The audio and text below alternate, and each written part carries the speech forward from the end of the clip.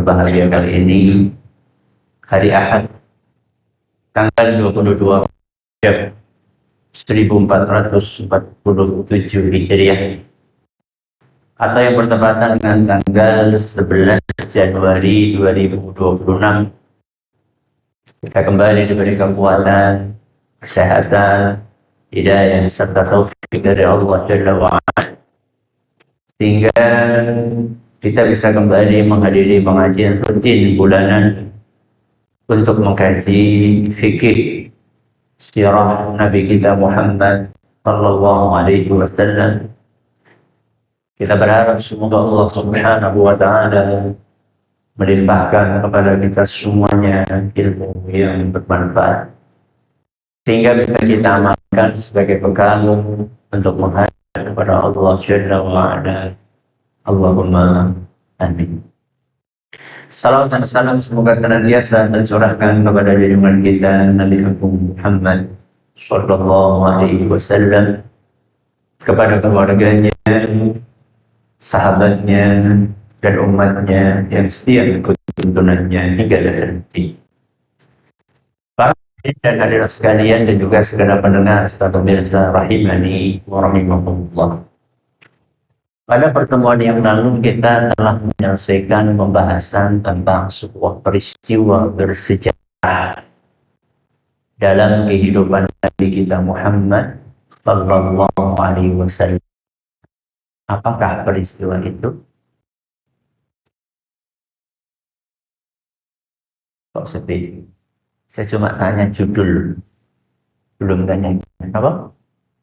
Perang Khandaq, barakallahu fiik.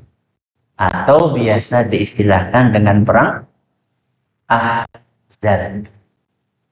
Apa artinya Ahzab? Koalisi para suku. Ya. Karena saat itu kota Madinah dikepung oleh begitu banyak pasukan, dan itu adalah gabungan dari orang Quraisy, dari suku Ghatafan, dan dari sebagian orang-orang Yahudi. Jumlahnya berapa? 10.000 pasukan. Dan itu berakhir dengan kemenangan jalan kaum muslimin. Pasca peristiwa itu terjadi beberapa peristiwa yang lain, dan sebagian dari peristiwa itu hubungannya sama. Salah satunya adalah tema yang kita angkat hari ini. Apa judulnya hari ini? Ini pada baca pelajar apa lagi? Apa judulnya? Operasi Intelijen terhadap Abu Rafi'. Apa judulnya? Operasi Intelijen terhadap Abu Rafi'. Nah, muncul pertanyaan, siapakah Abu Rafi'? Karena ini yang akan kita bahas tadi. Emang apa yang dia lakukan sehingga Rasulullah SAW melakukan operasi intelijen terhadap makhluk ini? Ini ada hubungannya sama perang Ahzab. Karena Abu Rafi' ini punya peran yang sangat strategis di dalam menghasut kabilah-kabilah Arab. Dia adalah salah satu otak intelektual yang membuat Ghatafan, yang membuat orang-orang Yahudi, yang membuat orang-orang Quraisy, mereka mau bersatu untuk menyerang Madinah. Salah satu intelektualnya adalah manusia. Siapa tadi? Abu Rafi'. Abu Rafi'. Nama atau julukan? Nama atau julukan? Julukan. Abu Rafi'. Abu artinya bapane Rafi'. Siapa namanya? Namanya adalah Salam. Sinten? Salam. Salam bin Abi Al-Huqaiq. Salam bin Abi Al-Huqaiq. Kunyahnya Abu Rafi'. Siapakah dia? Dia adalah salah satu pemberat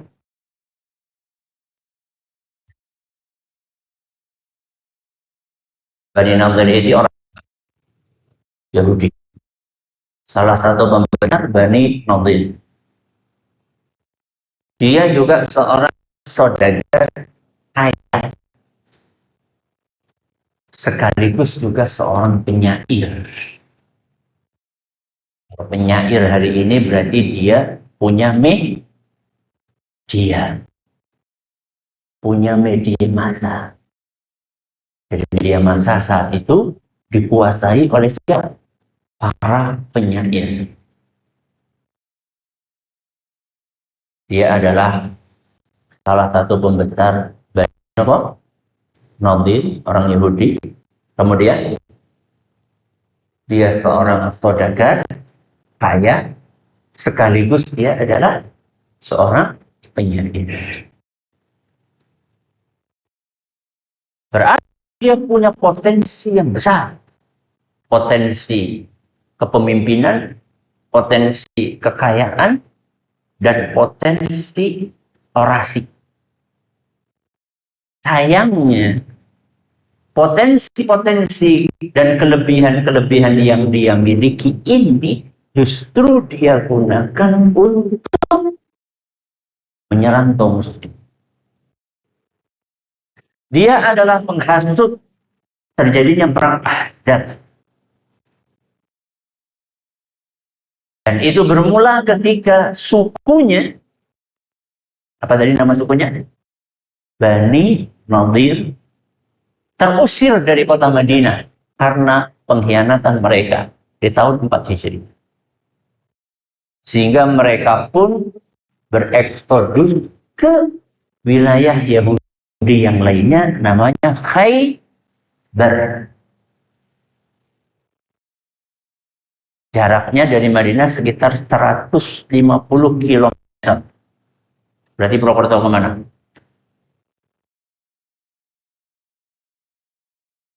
Mana? 150 kilo. Purwokerto? Hah? Cirebon. Temenan dulu. Direkam loh. Jaraknya segitu kira-kira. Jadi mereka bereksodus ke sana. Salah satunya adalah siapa? Abu Rafi'. Nah, dia punya dendam. Karena dulu tinggalnya di Madinah. Akhirnya mau nggak mau mereka harus pergi meninggalkan Madinah karena kejahatan mereka sendiri. Berkhianat kepada Nabi kita Muhammad SAW. Jadi dia adalah penghasut terjadinya peperangan Ahzab. Dia pula yang sering melakukan dan meracuni opini publik dengan kepiawaiannya dalam bersyair. Dia mengubah syair-syair yang menjelek-jelekkan Nabi kita Muhammad sallallahu alaihi wasallam, menghina beliau, memprovokasi orang banyak untuk menyerbu Madinah dan kaum muslimin. Dan dengan hartanya Dia membiayai pasukan. Dia memasok senjata. Dan dia yang mengatur logistik. Gak cukup sampai ini. Dia pula yang pernah merencanakan pembunuhan kepada Nabi kita Muhammad sallallahu alaihi wasallam. Dari sekian daftar kejahatan Abu Rafi' inilah kemudian sebagian dari anggota kaum Khazraj. Di Madinah ada dua suku besar. Nopo kali nopo? Aus sama Khazraj. Sebagian dari anggota suku Khazraj, mereka datang menemui Nabi kita Muhammad sallallahu alaihi wasallam, mengungkapkan keinginannya untuk menghukum Abu Rafi' atas kejahatan-kejahatan yang dia lakukan. Karena keberadaan manusia ini membahayakan stabilitas keamanan kota Madinah yang merupakan benteng kaum muslimin di sana. Maka Rasulullah Shallallahu Alaihi Wasallam pun mengizinkan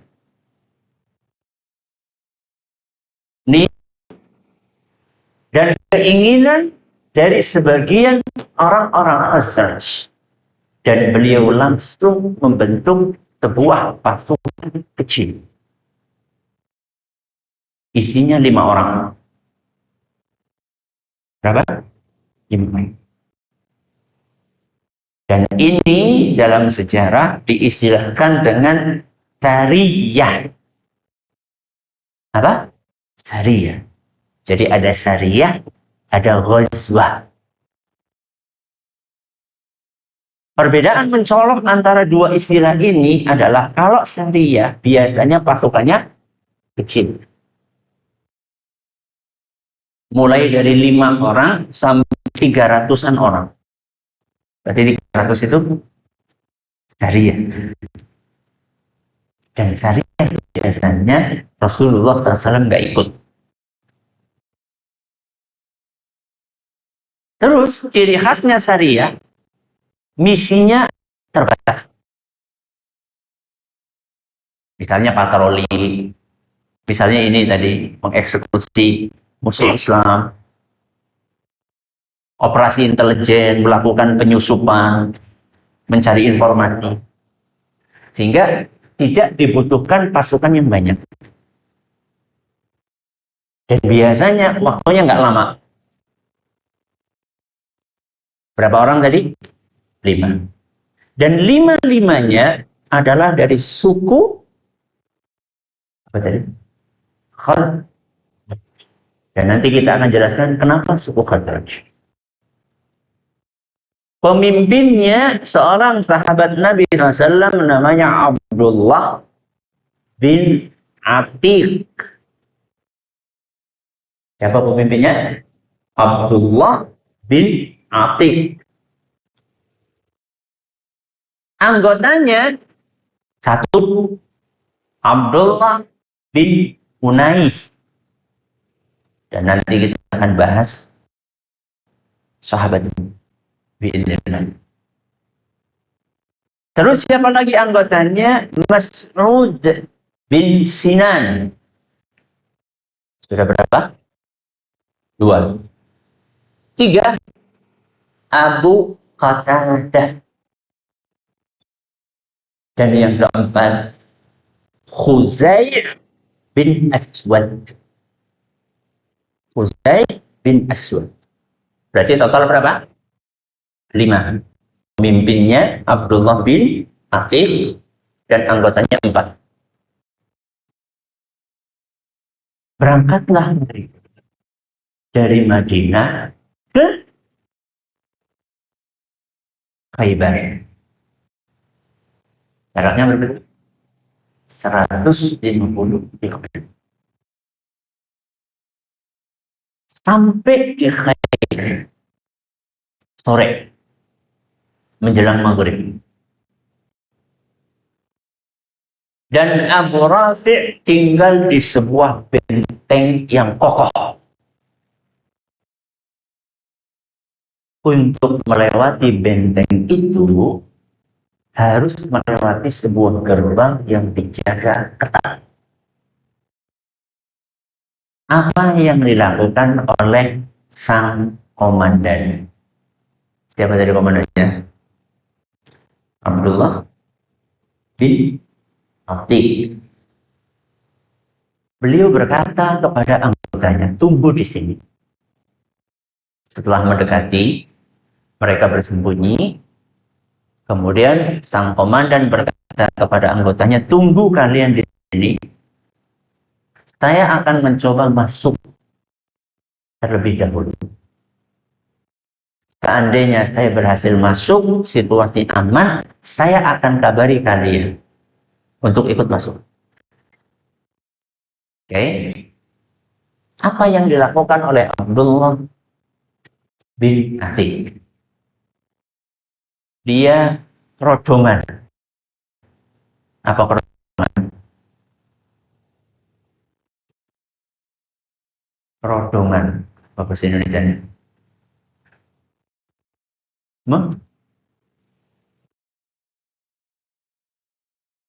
Berkerudung ya beda. Kerodongan. Macam bahasa Jawa spesial. Apa kerodongan? Pakai kain, terus apa? Ditutupkan ke seluruh badannya. Kan Jawa mau pakai kain, ditutupkan ke seluruh badan. Lebih enak apa? Kerodongan aja. Salah bahasa Jawa itu.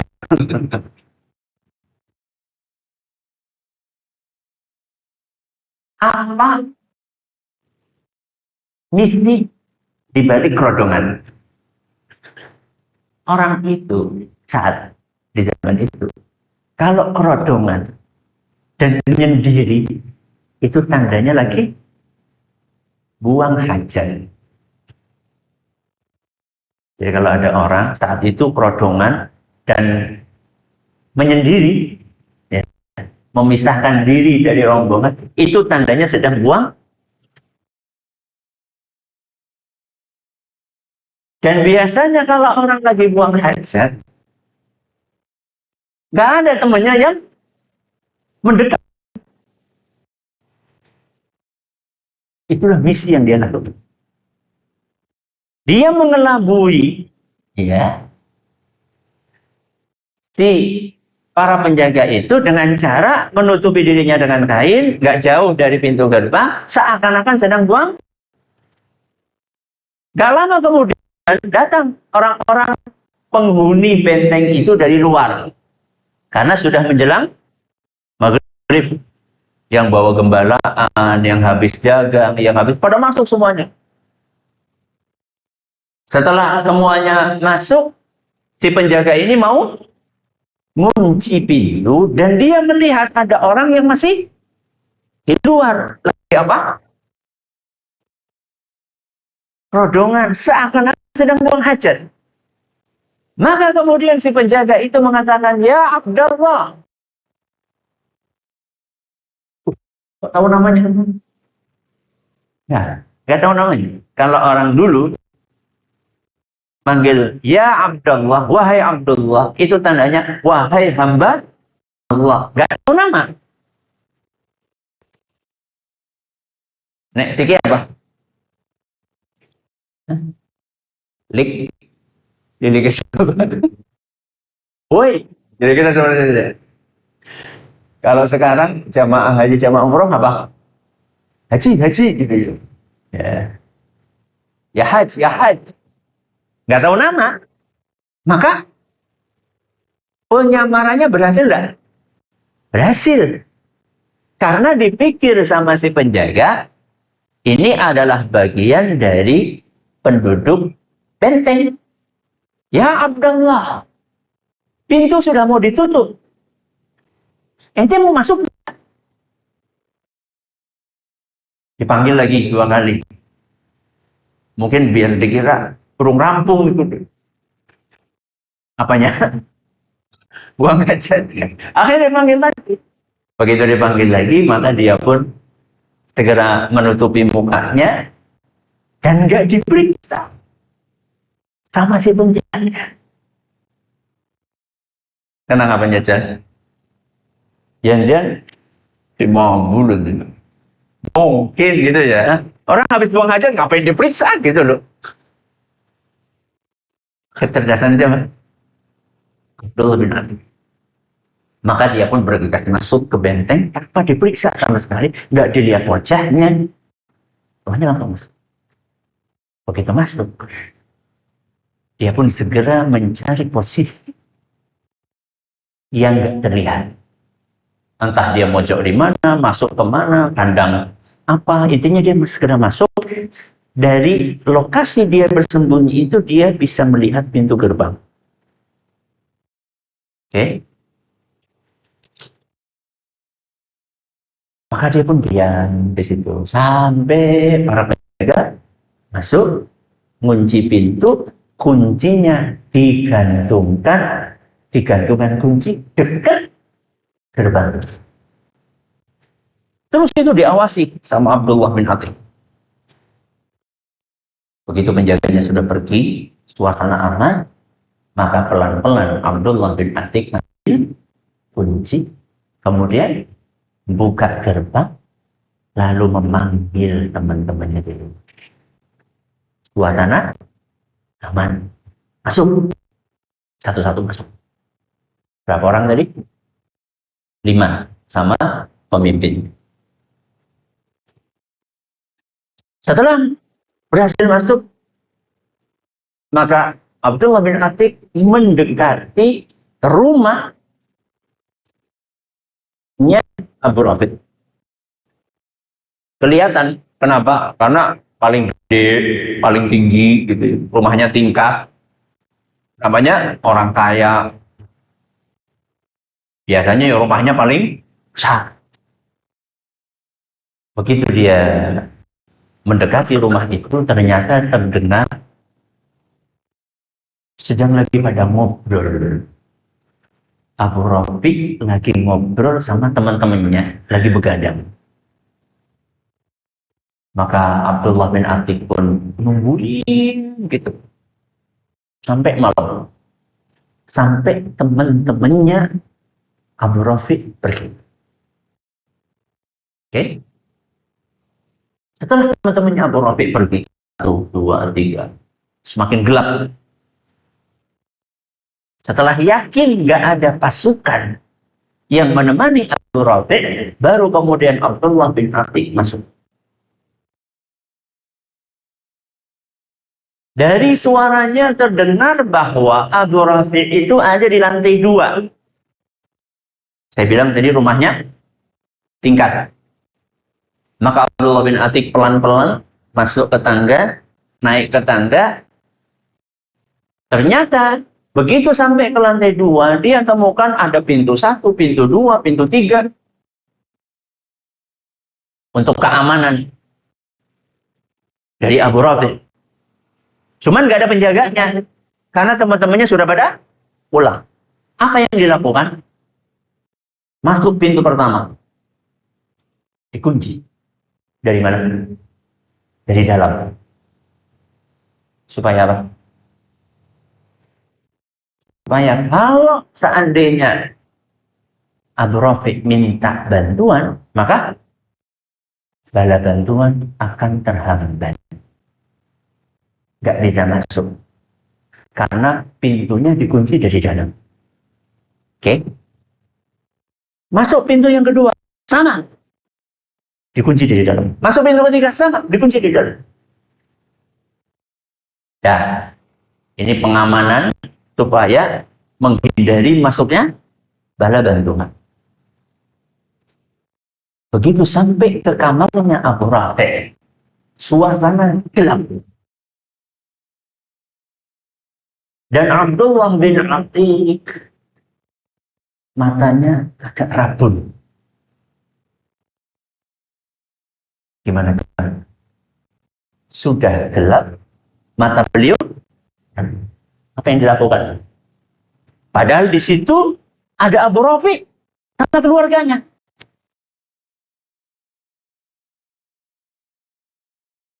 salah menebas, ya berarti salah target. Dan sebelum berangkat, satu pasukan ini sudah diwanti-wanti oleh Nabi Shallallahu Alaihi Wasallam tidak boleh membunuh wanita dan anak kecil. Itu pesan dari siapa? Rasulullah Shallallahu Alaihi Wasallam. Maka apa yang dilakukan oleh Abdullah bin Atiq? Dia panggil namanya Abu Rafi. Karena dipanggil maka jawab. Siapa kamu? Begitu dengar suaranya, maka Abdullah bin Atiq bisa mengira di manakah? Di manakah posisi? Misalnya di ujung kanan, misalnya dari sebelah kanan, dari ujung kiri atau di tengah. Begitu dengar, siapa kamu? Langsung dia menebaskan pedangnya. Tebasan yang pertama kena tapi tidak fatal. Sehingga Abu Rafiq sempat minta tolong. Teriak minta tolong. Oke? Maka Abdullah bin Atiq pun keluar dari ruangan. Begitu Abu Rafiq minta tolong, Abdullah bin Atiq masuk lagi mengubah suara. Seakan-akan dia adalah orang yang berbeda. Ada apa Abu Rafiq? Suaranya berubah ya, tapi bukan saya yang berubah. Saya juga nggak bisa mengubah suara. Langsung mengubah suaranya seakan-akan dia datang untuk menolong. Ada apa wahai Abu Rafiq? Kata Abu Rafiq, ini ada orang yang ingin membunuh saya. Oh ya? Mana? Begitu dengar suaranya, tebas lagi. 2 kali. Ternyata telak. Yang kedua telak. Akan tetapi belum juga menghabisi nyawa orang. Tambah keras tuh suaranya, tolong. Bahasa kita ya, di sini sih ada tolong-tolong. Ya, kalau bahasa kita tolong gitu ya. Lagi-lagi Abdullah bin Atiq datang menggunakan suara yang berbeda lagi. Berarti mengubah suara berapa kali? 3 kali. 2 kali. Ya betul, 2 kali. Ya. Dalam suasana mencekam, dalam suasana panik, dia bisa mengubah suaranya. Dikiranya sama Abu Rafiq ini adalah penolong lagi. Ternyata ini Abdullah bin Atiq. Kemudian beliau memastikan bahwa menusukkan pedangnya sampai memastikan bahwa Abu Rafiq ini sudah meninggal. Dan saat itu sempat datang istrinya.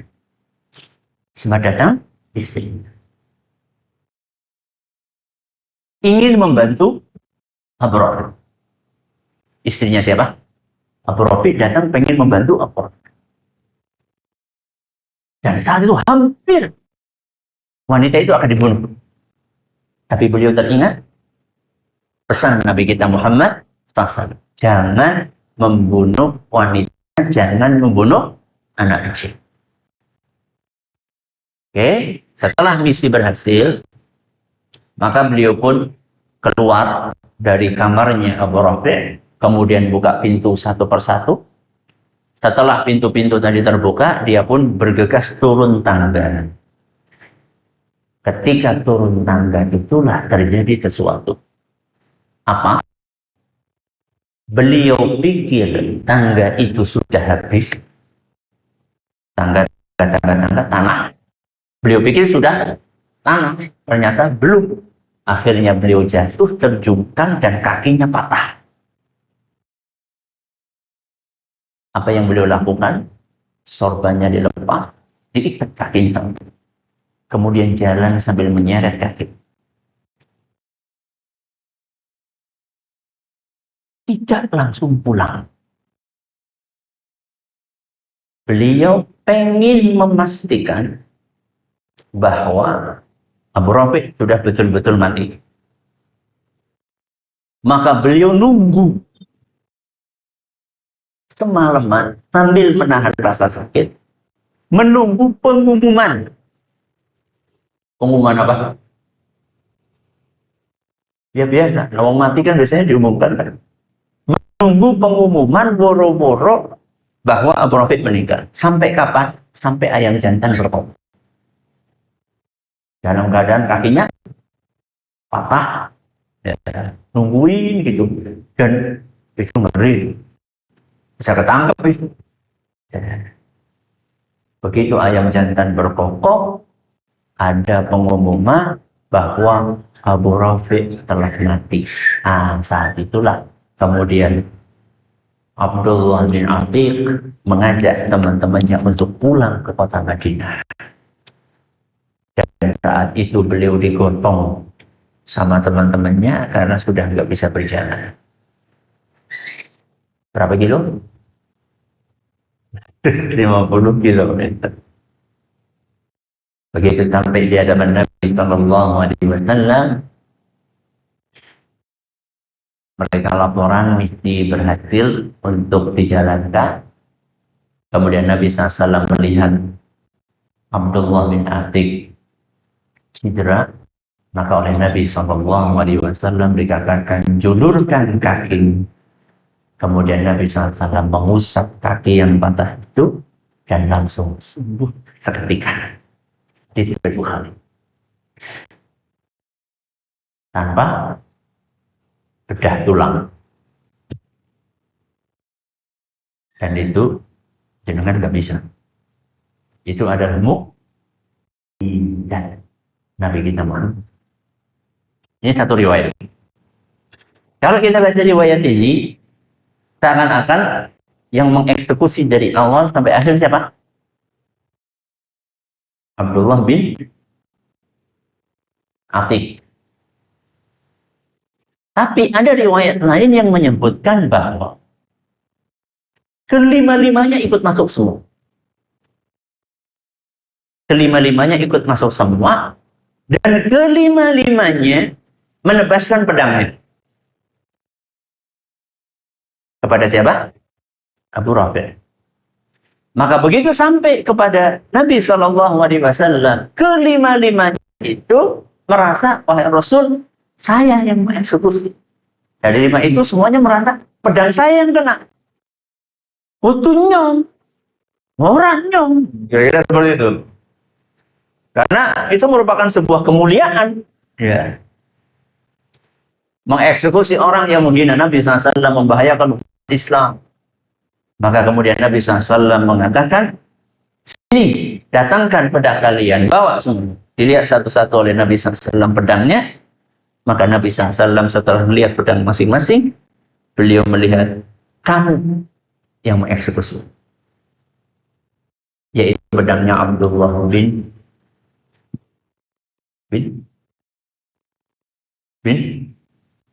Abdullah satunya siapa?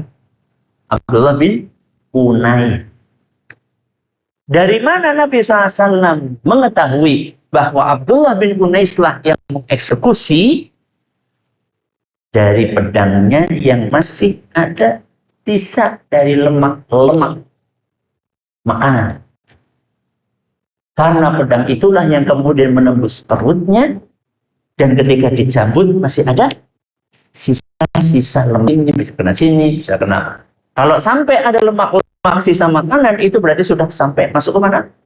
Ke perut. Ketika dicabut masih ada sisanya, dan itulah yang kemudian dijadikan oleh Nabi SAW sebagai pertanda bahwa pemilik pedang inilah yang menghabisi nyawa Abu Rafi, dan dia adalah Abdullah bin Unais. Pemimpin apa anggota? Anggota. Inilah kisah operasi intelijen yang dilakukan oleh sebuah pasukan kecil yang diutus oleh Nabi kita Muhammad SAW. Apa pelajaran yang kita ambil? Tidak banyak, Hanya 3 pelajaran saja. Pelajaran yang pertama, persaingan hakiki adalah persaingan dalam kebaikan. Apa pelajaran pertama? Persaingan hakiki. Hakiki siapa? Hati. Persaingan hakiki adalah persaingan dalam kebaikan.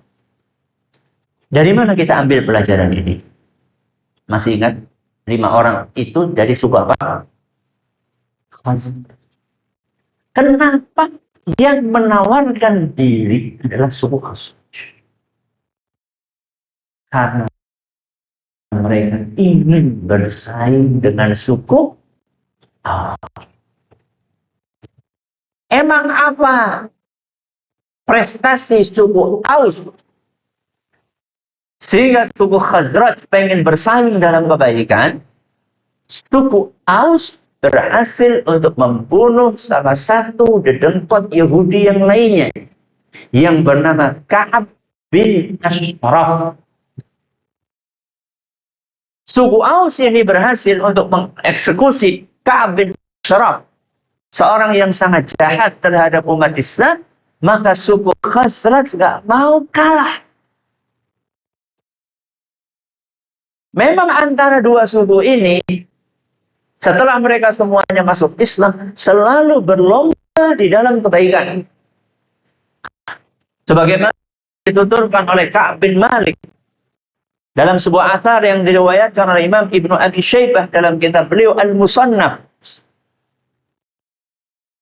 Inna mimma sana'allahu li nabiyyihi an hadaini al-hayyaini min al-antar al-Aus wal Khazraj kana yatasawalani bil Islam. Di antara karunia yang Allah berikan pada Nabi kita Muhammad SAW adalah keberadaan dua suku. Suku siapa? Aus wa Khazraj, yang selalu berlomba di dalam mengejar rahmat. La yasna'ul Ausu syai'an illa qalat al-Khazraj wallahi la tadhabuna bihi abadan fadlan alaina bil Islam. Setiap suku Aus melakukan sebuah kebaikan, maka suku Khazraj akan mengatakan, wallahi, kami tidak akan membiarkan kalian panen pahala sendirian. Kami akan melakukan hal serupa sehingga kami akan mendapatkan pahala seperti yang kalian dapatkan. Dan begitu pula yang dilakukan oleh Aus ketika melihat Khazraj melakukan kebaikan. Jadi persaingan sejati itu dalam apa? Kebaikan. Makanya Al-Hasan Al-Basri, beliau pernah berkata, "Idza ra'aita rajulan yunafisuka fid dunya, fanafishu fil akhirah." Seandainya engkau melihat temanmu mengalahkanmu dalam urusan dunia, maka kalahkan dia dalam urusan akhirat. Seandainya engkau melihat temanmu mengalahkan, lebih unggul dalam urusan dunia, maka unggulilah dia dalam urusan akhirat. Karena diriwayatkan oleh Imam Ibnu Abi Dunya dalam kitab beliau Az-Zuhd. Jadi kalau kita melihat teman kita mobilnya baru, maka apa yang kita lakukan? Gasik memasjid itu. Kalah dia berangkat. Umum apa orang kayak gue? Orang umum. Khususnya orang umum gue sih bener. Dalam hal ini ya. Karena kebanyakan orang umumnya gimana? Terprovokasi untuk ganti mobil. Walaupun kudu ngeredit. Sing penting ora kalah urusan kita. Jangan. Oke. Teman kita naik jabatan, maka kalah kan di urusan baca Quran. Urusan teman kita sehari baca berapa juz? Ternyata dia bacanya 1 juz. Maka kita 2 juz. Ternyata teman kita sehari 5 juz. Maka kita 6 juz. Itu dong. Umat Islam itu berlomba dalam urusan akhirat. Kenapa? Itu pertanyaannya. Kenapa coba? Dunia itu fana. Yang kekal abadi adalah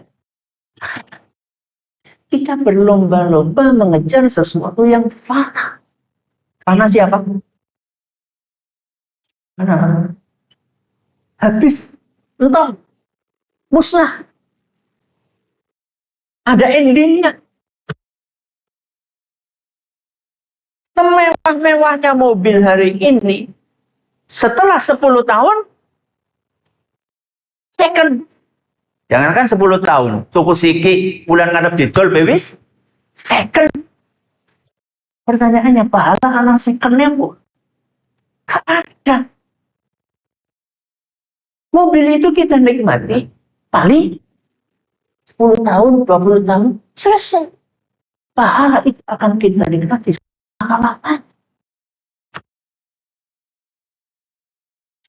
Ustaz, kalau pola pikirnya seperti itu, kapan umat Islam itu bisnisnya akan maju, Ustaz?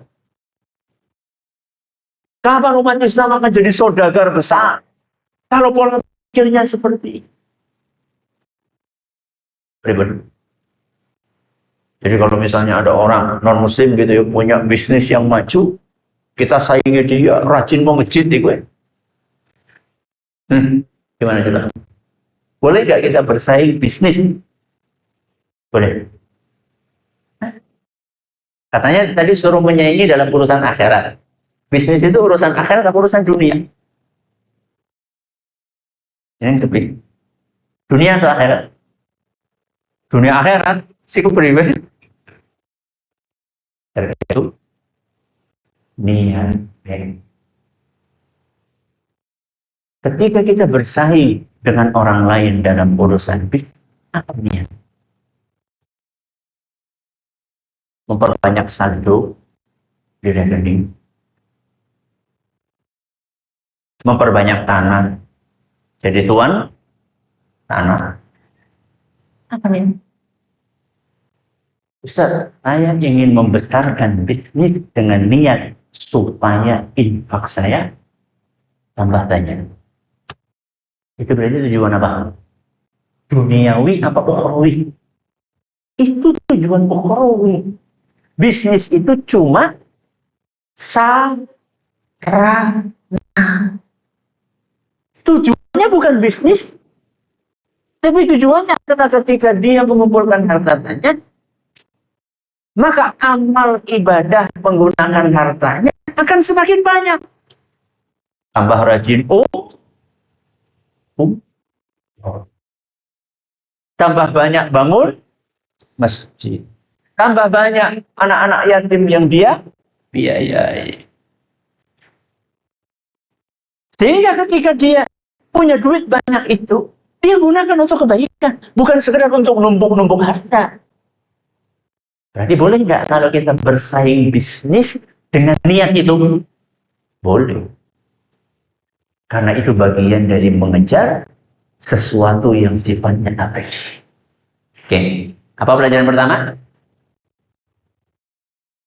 Persaingan hakiki adalah persaingan dalam kebaikan. Pentingnya memadukan antara kecerdasan dan keberanian. Apa pelajaran kedua? pentingnya memadukan antara apa dengan apa? Kecerdasan dengan keberanian. Akal karo kol. Betul. Kol siapa? Otot. Pentingnya perpaduan antara akal karo okol. Okol itu adalah tenaga, kekuatan, keberanian, keperkasaan. Akal itu kecerdasan, kepintaran. Pentingnya memadukan antara apa sama apa? Kecerdasan dengan keberanian. Dari mana kita ambil pelajaran itu? Dari perang sang komandan. Siapa? Abdullah bin Atik. Dari mana kita bisa menilai kecerdasan Abdullah bin Atik? Tadi terlewat, nggak disebutkan. Abdullah bin Atik ini pintar bahasa Yahudi. Ini salah satu juga yang menyebabkan, salah satu faktor yang menyebabkan beliau tidak terdeteksi. Karena ketika ditanya, jawabnya pakai bahasa Yahudi, logatnya mirip dengan orang itu. Kecerdasan. Kecerdasan yang lain adalah ketika dia kerodongan. Itu cerdas itu. Kenapa? Karena tidak mencurigakan dan membuat mereka nggak mau dekat. Terus apa lagi kecerdasannya, Ustaz? Dia itu memilih tempat persembunyian yang pas, sehingga bisa melihat penjaga itu sudah pergi atau belum. Ya. Dan dia juga menyuruh teman-temannya untuk pada di luar.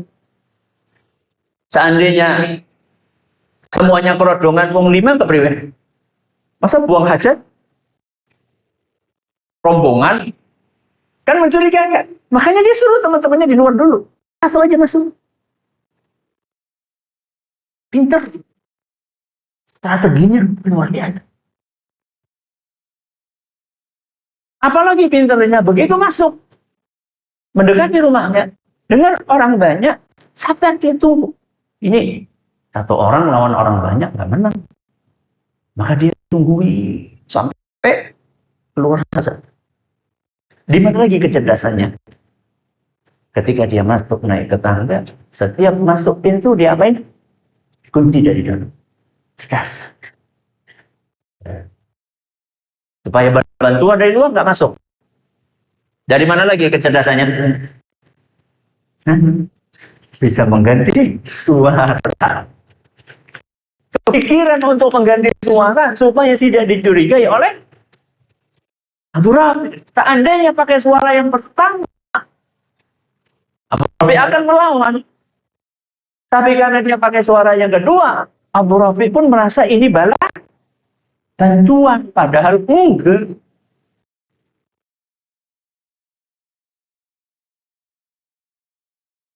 Ini kecerdasannya. Keberaniannya di mana? Hah? Masuk sendirian. Malam-malam ke kandang. Wah, itu kalau nggak berani nggak mungkin. Biasanya kayak gitu. Oh, baiklah. Yokolah. Cepet-cepet. Padahal sebagai seorang komandan, dia punya nggak wewenang untuk nyuruh anggotanya? Pun dengan dalih taat kepada komando. Kamu masuk sana. Padahal orang wani jadi. Oh, Abdullah bin Atik ini pemberani. Dia masuk sendiri.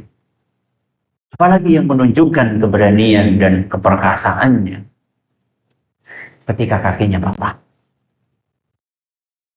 Dia nggak teriak, dia nggak ngeluh.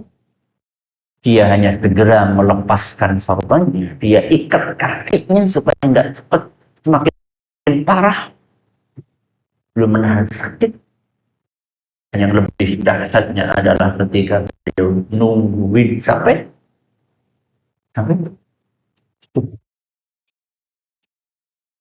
sekedar untuk memastikan bahwa Abu Rafiq telah misi yang ditugaskan oleh Rasul SAW. Dari sini kita bisa melihat bagaimana pentingnya perpaduan antara kecerdasan dan keberanian. Hanya sekedar berani tapi tidak cerdas, bahaya. Bahaya. Apa bahayanya? Berani tanpa kecerdasan menghasilkan berani tanpa kecerdasan menghasilkan kengawuran. Menghasilkan apa? Karena dia tidak memperhitungkan dampak yang akan ditimbulkan. Termasuk dalam amar ma'ruf nahi munkar. Ada seorang wani. Ya wani, tapi efeknya jangan dipikir. Ya. Gara-gara merasa dia berani, akhirnya dia membahas sesuatu yang seharusnya belum saatnya dibahas. Terlalu sensitif. Akhirnya masjidnya ditutup. Berani, iya betul dia berani. Tapi kurang cerdas. Karena tidak mempertimbangkan antara maslahat dengan apa? Mafsadat. Ya. Jadi seorang ketika akan melakukan amar ma'ruf nahi munkar, dia harus memikirkan apa dampak yang akan ditimbul. Sehingga satu nasihat yang disampaikan oleh Syekhul Islam Ibnu Taimiyah rahimahullah, liyakun amruka bil ma'rufi ma'rufan wa la yakun nahyuka 'anil munkari munkaran. Beramar ma'ruflah dengan cara yang ma'ruf dan jangan bernahi mungkar dengan cara yang mungkar. Siapa bisa mengulangi?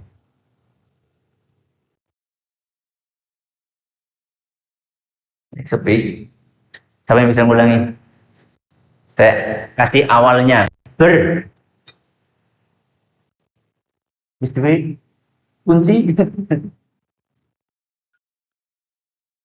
Beramar. Kok beramar mungkar? Beramar ma'ruflah dengan cara yang ma'ruf. Terus jangan bernahi mungkar dengan cara yang mungkar. Beramar ma'ruflah dengan cara yang ma'ruf. Ajarlah orang kepada kebaikan dengan cara yang baik. Jangan bernahi mungkar dengan cara yang mungkar. Cegahlah keburukan, tapi jangan dengan cara yang buruk. Dan itu beliau praktekkan. Jadi beliau nggak cuma ngasih teori, beliau praktekkan. Syekhul Islam praktekkan. Ketika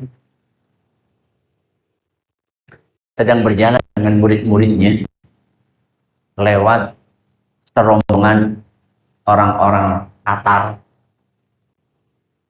Orang-orang apa? Tatar. Bangsa Mongol ya. Yang terkenal kebengisan terhadap umat Islam dan juga kepada lawan-lawan politik lain. Saat itu mereka sedang menjajah negeri kaum muslimin. Syekhul Islam sama muridnya lewat di sebuah jalan di pinggir warung. Ternyata di dalamnya ada pasukan Tatar lagi mabuk-mabukan. Lagi pada mendem. Dan itu dilihat sama Ibnu Taimiyah. Tapi beliau tidak bernahi mungkar. Lihat, lewat. Begitu lewat, Agak jauh muridnya nanya, wahai guru, apa engkau tidak bernahi mungkar kepada orang-orang yang mabuk-mabukan tadi? Apa kata sang guru? Wahai murid, seandainya mereka dibiarkan mabuk-mabukan tanpa saya ingkari, maka dampak buruk yang ditimbulkan hanya dalam tanda kutip terjadi pada para pelaku. Mendem ya sing mendem wong kue tok. Tapi seandainya mereka sedang mabuk-mabukan seperti itu terus saya ingkari, mereka akan emosi, mereka akan marah, dan mereka akan melampiaskan kemarahan itu dengan membunuh kaum muslimin. Mungkin bahkan merusak kehormatan para muslimah. Kira-kira antara mabok dengan mabok mateni memperkosa lebih parah nih. Lebih parah mana? Mabok dan memperkosa dan membunuh. Kalau mereka hari ini dibiarkan mabok, sekedar mabok saja. Tapi kalau diingkari itu, kenapa dampak buruknya lebih besar? Itu namanya apa? Kecerdasan. Dan ini yang sayang. Banyak di antara orang yang hidup di zaman ini kurang memperhatikan. Yang penting, wah. Tapi kecerdasan tanpa keberanian juga biasanya nggak ngefek. Kenapa? Pengecut. Kalau yang tadi berani tanpa kecerdasan bikin apa? Apa tadi? Nah, kabur. Berani tanpa kecerdasan bikin kabur. Kebaliknya, cerdas tanpa keberanian bikin pengecut. Sudah punya strategi tapi nggak segera dilakukan. Mandek, baik, menang baik. Dengan alasan masih mempertimbangkan. Akhirnya orang ngapa-ngapa. Maka perpaduan antara kecerdasan dengan keberanian itu penting. Pelajaran terakhir yang ketiga. Kesolidan tim. Kesolidan tim lebih penting daripada menonjolkan prestasi pribadi. Kesolidan tim lebih penting daripada menonjolkan prestasi pribadi. Nah, saya pengen ngajak jenengan untuk berpikir.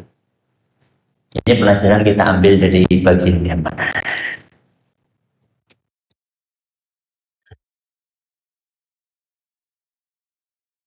Nah,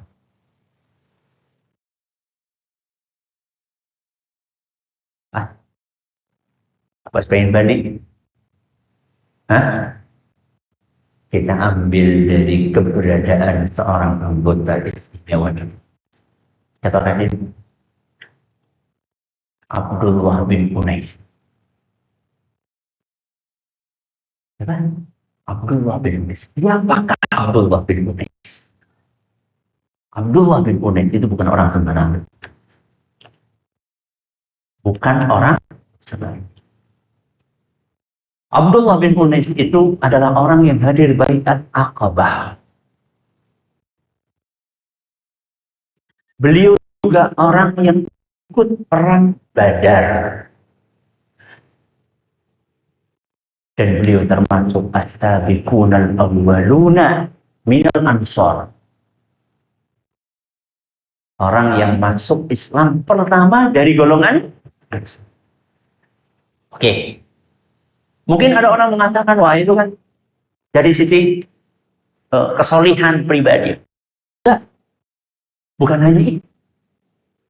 Beliau juga punya rekam jejak intelijen yang luar biasa. Buktinya apa? Buktinya beliau pernah dipilih secara pribadi oleh Nabi SAW untuk mengeksekusi orang tokoh musyrik yang sangat berbahaya yang bernama Sufyan bin Khalid Al-Hudhali. Benar? Sufyan bin Khalid Al-Hudhali. Dia adalah otak penyerangan kepada Madinah, ke kota Madinah. Salah satu otak penyerangan ke kota Madinah. Dan tinggalnya di daerah Mekah.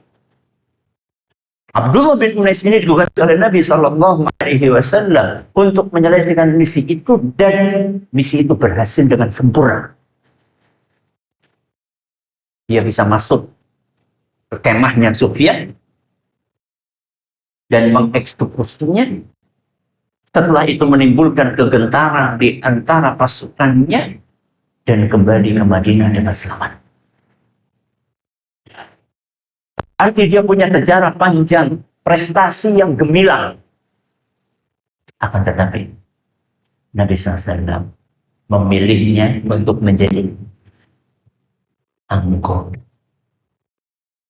Bukan menjadi apa? Komandan. Justru yang dipilih adalah Abdullah bin. Dan kita melihat bagaimana Abdullah bin Unais profesional. Beliau adalah sosok yang sangat matang. Tidak protes, tidak komplain, tidak menonjolkan prestasi pribadinya. Prestasi-prestasi itu sebagian tidak oleh Abdullah bin Atiq sebagai seorang komandan. Berarti kalau ngomongin senioritas, lebih senior siapa? Senior siapa? Abdullah bin Unais dibandingkan Abdullah bin Atiq. Tapi Abdullah bin Unais tahu bahwa kesolidan tim lebih penting daripada menonjolkan prestasi pribadi. Beliau tidak merasa diturunkan derajatnya, beliau tidak merasa direndahkan. Yang paling penting buat beliau adalah bagaimana saya bisa punya peran untuk Islam dimanapun posisi saya. Ini yang kadang-kadang susah untuk ditemukan di dalam diri sebagian dari kita. Yang nenek senior yang butuh mimpin. Orang gelem. Jadi anggota, jangankan anggota wakil be some nyong masa jadi wakilnya untuk pemimpin paling apa? Senior paling tua, ya tua apa? Ya tapi kan saya paling pengalaman. Itu yang sekarang keren istilahnya itu kolektif, nopo? Kolektif, kolegial, kolektif, kolegial. Jadi dimusyawarahkan. Semuanya berusaha untuk menonjolkan dirinya. Yang ujung-ujungnya malah bisa mengakibatkan munculnya kesombongan. Justru ketika Rasulullah SAW memilih siapa tadi? Abdullah bin Atiq sebagai seorang komandan, padahal di situ ada senior. Itu sebenarnya ada bagian dari regenerasi kepemimpinan yang dilakukan dengan bimbingan secara tidak langsung. Kok bisa Ustaz? Iya, karena ketika ada anggota senior dipimpin oleh komandan junior, itu seakan-akan memberikan legitimasi kepada siapa? Kepada pemimpin yang junior itu. Bahwa pemimpin ini punya kapabilitas. Kenapa? Karena bukti anggotanya ada yang senior. Berarti dia punya kemampuan. Dan terbukti toh. Berhasil nggak tadi? Berhasil. Dan gemilang. Buktinya gemilang apa? Nggak ada satu pun 5 orang itu yang jadi korban. Selamat semuanya. Paling-paling cuma dalam tanda kutip komandannya yang luka, itu pun setelah itu sembuh. Dengan izin Allah Subhanahu wa ta'ala. Regenerasi itu penting. Jadi nggak mesti yang nggak tua, nggak boleh apa? Bicara. Dan di situ ada transfer ilmu. Ketika seorang pemimpin junior ini memimpin dan anggotanya ada yang senior itu bisa memberikan masukan kepada pemimpinnya yang secara usia mungkin di bawahnya. Maka di dalam al-amalul jama'i, kerja tim, itu diperlukan hal-hal yang seperti ini. Kita ini ngurus dakwah, ngurus pendidikan. Itu gak mungkin diurus sendiri. Kenapa? Karena ini adalah sebuah tugas yang berat dan kompleks. Berat dan apa? Kompleks. Kompleks itu macam-macam yang harus dipikirin, yang harus digali. Maka nggak bisa mengandalkan satu orang. Harus apa? Kerja tim. Harus bareng-bareng. Nah, ketika kerja tim inilah kita harus legowo. Siapa yang jadi pemimpin, siapa yang jadi anggota. Kalau sudah ditunjuk pemimpin, sudah ikuti selama itu dalam kebaikan. Kalau ada hal-hal yang kurang pas, kasih masukan. Dengan cara yang baik. Oke? Berapa pelajaran? 3. Apa yang pertama?